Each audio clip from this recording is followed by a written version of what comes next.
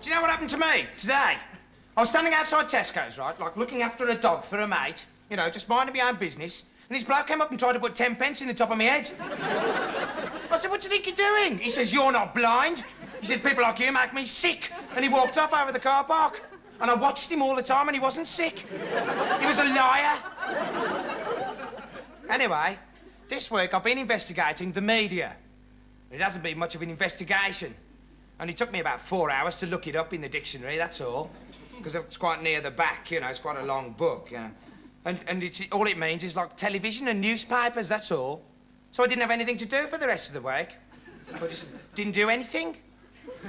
Well, did a few things, like, you know, walking about and going into shops and out of shops again. Basically, I didn't do anything. Then on Thursday, this really strange thing happened. Stranger than truth. Except that it was true. Strange. Anyway, I was watching Top of the Pops, right? Because I always like to catch Top of the Pops. Because, like, they have these charts of which pop groups have made the most money each week, you know, which is quite important for young people to know.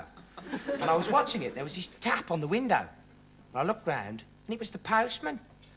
I thought, that's weird. Not because it was, like, late, you know, at 7:30, but because we live on the 3rd floor. I thought, oh, well, he probably just wants to watch Top of the Pops or something, so I'll leave him alone, you know. Carried on watching Shakin' Stephen, who's very good, and the little tap came again. So I looked round, I thought, it's no good, I'm going to have to find out what this is. So I walked over, I said, I'm just going to open the window, you know, and he sort of shook his head a bit.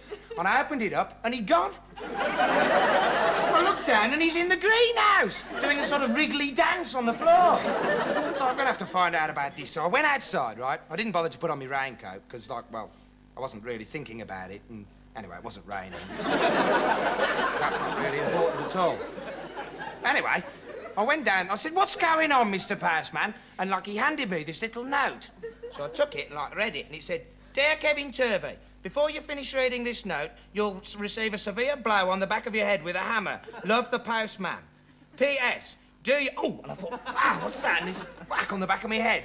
Whap, like that. And I thought, I better hold on, otherwise I'm going to lose my eyeballs. It came again like this. It didn't say anything about a third blow, did it? Whoa, and another one came. Whoa! I thought, what's going on here? I thought, I better get down to the hospital. So I started to crawl off, you know. I thought, I wouldn't call an ambulance, like, because it's only a short crawl. Crawled down the road, crawled round the corner, crawled up the flyover and down the other side, like, really fast. Going away, crawled up the steps to the hospital.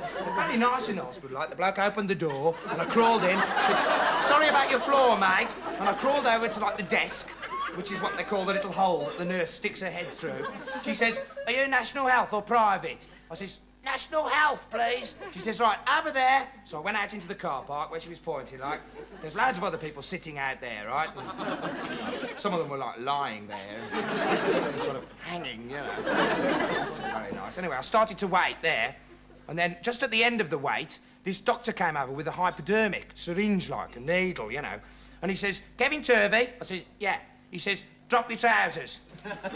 So I drop my trousers. He says, drop your pants. So I dropped my pants. I don't know why he didn't tell me to drop them both at the same time. It saved a lot of time, really, but I expect he didn't know that I was wearing any pants, you see. Strange people, doctors, anyway. So he says, I'm going to give you an injection. And he was right. It went whack in the back of my head. Oh, what's this? And that's just when all these huge, great 30-foot slugs started appearing and coming towards me and saying, Kevin Turvey, give us your legs. We haven't got any, you bastard. So it turned out to be quite a rough week, really. Anyway, that's the last time I watched Top of the Pops with the curtains open. Till next week, viewers. Kevin's here.